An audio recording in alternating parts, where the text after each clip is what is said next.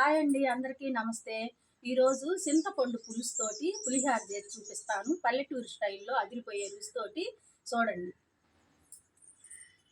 ఇప్పుడు చింతపండు పులిహారకి 2 గ్లాసులు బియ్యం తీసుకున్నా, అంటే అర కేజీ బియ్యం తీసుకున్నాను. 2 సార్లు కడుక్కున్నాను. ఇప్పుడు మంచినీళ్ళు పోసి పొయ్యి మీద పెట్టి పొయ్యి వెలిగియాలి.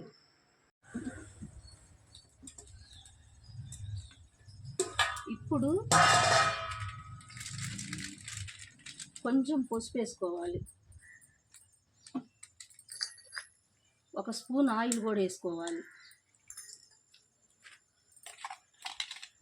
1 స్పూన్ సాల్ట్ వేసుకోవాలి.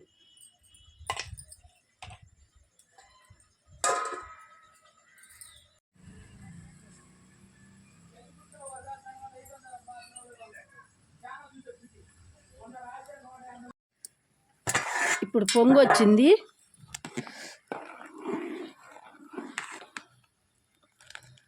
కొంచెం ఇంకొక 5 నిమిషాలు ఉడికితే గింజార్చుకోవాలి. ఎందుకంటే పొలుగ్గా ఉండాలన్నమాట పులిహారానికి.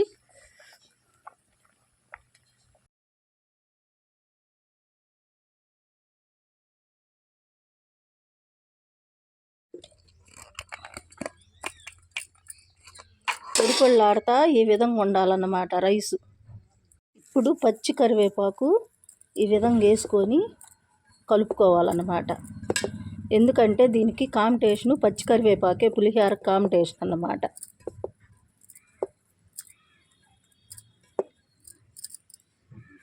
ఇప్పుడు చింతపండులో 1 గిద్దన్నర వాటర్ పోసుకొని పొయ్యి మీద కొంచెం ఒక 10 నిమిషాలు అలా ఉడకనిచ్చి పక్కన పెట్టుకోవాలి. ఇప్పుడు ఈ చింత పులుసు ఆరబెట్టుకోవాలి. ఆరబెట్టుకొని పిప్పంతా తీసి పక్కన పెట్టుకోవాలి. పులిహార తాలింపుకి 100 గ్రాములు శనగ నూనె పెట్టినా నేను.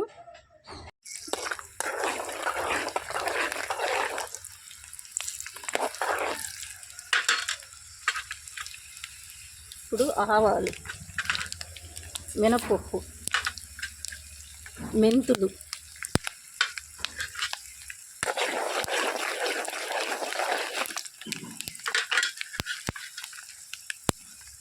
ఎండుమిరపకాయలు,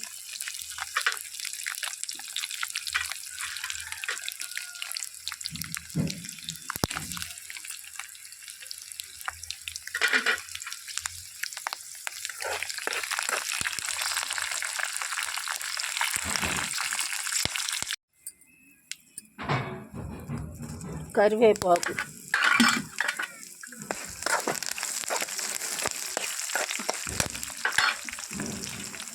ఇప్పుడు పులుసు పోసుకోవాలి.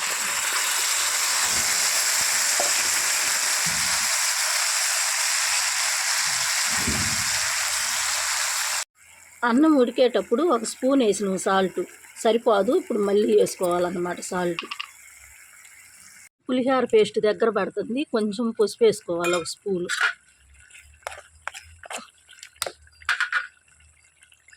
పులిహార పేస్ట్ రెడీ అయిపోయింది. అది ఆయిల్ పైకి వస్తుంది. అలా ఆయిల్ పైకి వచ్చినప్పుడే మనకు పులిహార పేస్ట్ ఉడికిందని చెప్పి తెలుస్తుంది అన్నమాట. పులిహార పేస్ట్ ఒక 10 నిమిషాలు ఆరబెట్టుకోవాలి. వేడితే అన్నంలో కలపకూడదు.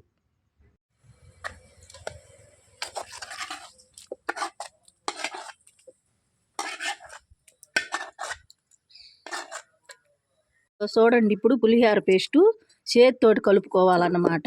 గెంటితో కాకుండా చేతితోటి కలుపుకుంటేనే దీనికి బాగా కలుతుంది అన్నమాట. ఈ పులిహారకి కాంబినేషను కరివేపాకు, మెంతులు అన్నమాట. ఈ రెండే మనకి రుచి రావడానికి కానీ ఫ్లేవర్ రావడానికి కానీ పచ్చి కరివేపాకు, మెంతులు, తాలింపులో మెంతులు వేయాలి, అన్నంలో పచ్చి కరివేపాకు వేసుకొని ఈ విధంగా కలుపుకోవాలన్నమాట చేతితోటి. చూడండి, పులిహార అంతా కలపటం అయిపోయిందన్నమాట. చూడండి, పులిహార ఈ విధంగా కొలతలతోటి చేసుకుంటే అదిరిపోయే రుచిగా ఉంటుంది అన్నమాట. మెంతులు తాలింపులో వేడి అన్నంలో కరివేపాకు ఈ రెండే దీనికి పులిహారకి, చింతపండు పులిహారకి చింతపులుసు పులిహార రెడీ అయిపోయింది పల్లెటూరు స్టైల్లో. ఈ విధంగా నేను చెప్పిన కొలతల ప్రకారం చేసుకోండి. మీకు నచ్చితే ఒక లైక్ చేయండి, సబ్స్క్రైబ్ చేసుకోండి, షేర్ చేయండి. Please subscribe.